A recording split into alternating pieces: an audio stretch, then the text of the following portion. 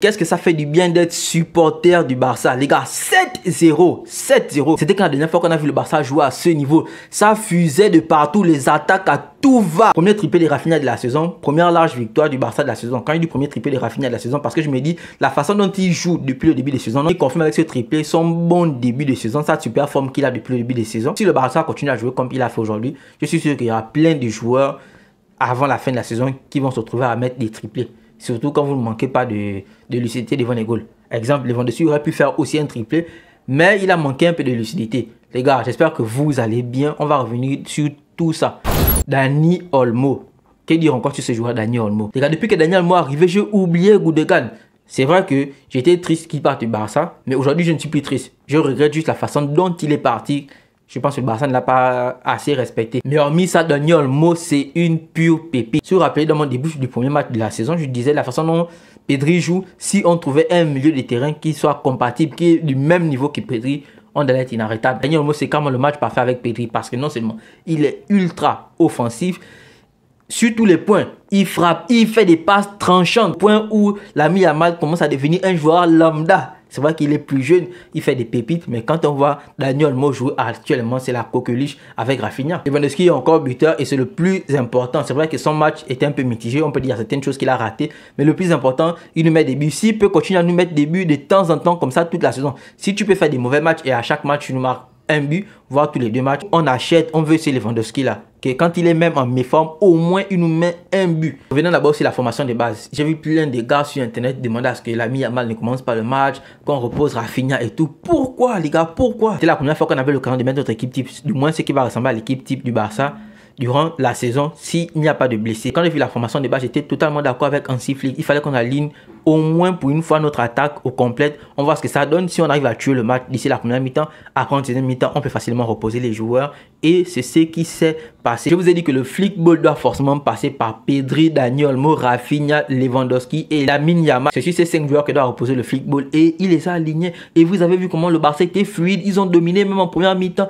Même quand ils ne marquaient pas encore, mais il y avait déjà une nette domination du Barça. Le petit Marc Casado qui a remplacé Bernal, qui est blessé pour toute la saison, a été encore au top. Tu peux pas mal jouer quand tu joues avec des mecs comme ça autour de toi. Le Barça version Hansi Flick est en train de séduire toute l'Europe.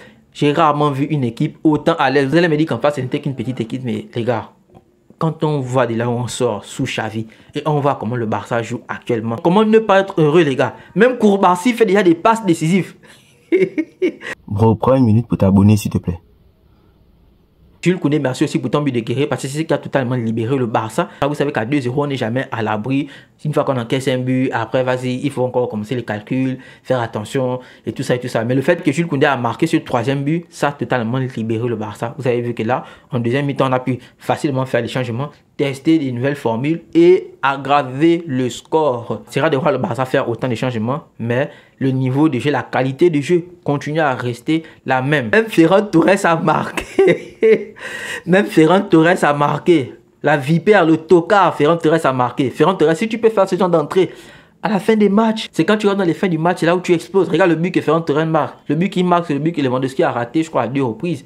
Il y a aussi une partie que je n'ai pas aimée dans le match, c'est au début de la deuxième mi-temps, il y a eu des actions où Rafinha aurait dû faire la passe à Lewandowski. Ça aurait fait un but facile pour Lewandowski et inversement Lewandowski aussi a eu une action là où il aurait dû faire la passe à Rafinha. Ça aurait fait un but. Dans tous les cas, on est déjà 3-0. Je pense que ça peut justifier le fait qu'ils aient manqué d'altruisme. Attention, dans les matchs importants, il faudra toujours faire le geste juste. Donc le geste juste, si c'est la passe qu'il faut, vous faites la passe. Le Barça marque. Clairement, j'ai été régalé sur tous les points. Après, c'est rien de négatif. Regardez le but de Dani Olmo. Il a une palette technique complète. Il sait faire les passes. Il sait dribbler. Il a le sang-froid devant les goals, là où Lewandowski, dans ce match, a manqué de sang-froid. Mais n'empêche que, je reviens, Lewandowski, même s'il a été en dessous, mais n'empêche que pour un attaquant, son but, c'est de marquer au moins un but dans la rencontre. Il a fait, il n'y a rien à redire dessus. Quand on voit le but de Daniel Olmo, il a dit que le score était déjà aggravé, les autres en face ne défendaient plus forcément. N'empêche qu'il a fait preuve de sang-froid et d'une lucidité extraordinaire. Les gars, Daniel Olmo, c'était carrément la pièce manquante à l'édifice Barça. Pas que nous sommes au début de saison, mais actuellement, je pense qu'on a l'un des meilleurs milieux de terrain. En tout cas, l'une des équipes les plus attractives à avoir joué actuellement en Europe. J'ai hâte de voir ce que ça va donner en Ligue des Champions. Que dire de Lamine Yamal, même quand il ne marque pas, il fait marquer les autres. Je ne sais pas comment tous ont eu un petit boost depuis l'arrivée de Daniel Olmo. Il y a de ces combinaisons que les gars te font en milieu de terrain. Tu avais l'impression de voir le Barça de 2009. Attention, je ne dis pas que ce niveau de Xavi, Iniesta, Messi. N'empêche qu'à certains moments, à certaines séquences, les gars, on se ment pas. On avait l'impression de voir le Barça de 2009. Anti-flic, bienvenue. Je pense que ton Barça est en train de sauver le mercato pitoyable qu'a fait Laporta. Aujourd'hui, je suis heureux. Je ne pouvais pas rêver mieux. 12 points pris sur 12 points possibles avant la trêve. En espérant que pour les internationaux qui vont à la trêve, personne ne se blesse. Ce Barça va faire mal en Europe, ça je vous le dis, je vous le garantis. C'était tout pour cette première vidéo. Je pense qu'on va faire une vidéo un peu plus tard dans la soirée pour revenir plus en détail sur la note des joueurs. Ensemble, on se capte tout à l'heure. Peace.